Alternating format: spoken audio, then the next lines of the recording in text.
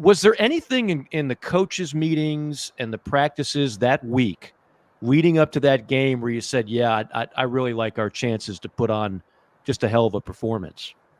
Yeah, I really would say I don't know if there was one moment. It sounds crazy saying this. Really felt good about it all week.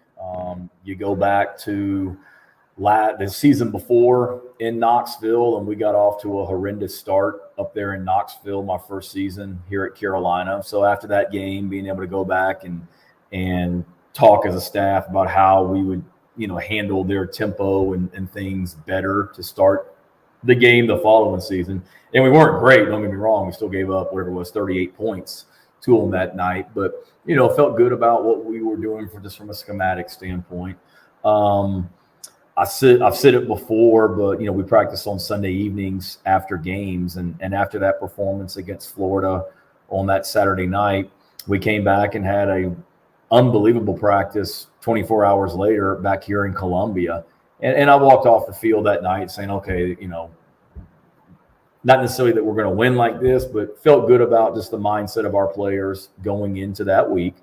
And then really for us, Mike, it was just understanding the way that Tennessee plays defense, the way that we play defense. There's just going to be a lot of just one-on-ones all across the field versus our receivers and tight ends and running backs versus theirs and vice versa. And we just challenged our guys all week. We got to win them. And just turned it into a competition that's a core value of this program. So we just kind of turned it into a 60-minute competitive one-on-one plays. And certainly when you've got national television, sold-out stadium, last game of the year, senior night, we didn't have to worry about getting our players up. And that goes back to the type of people we have in our program.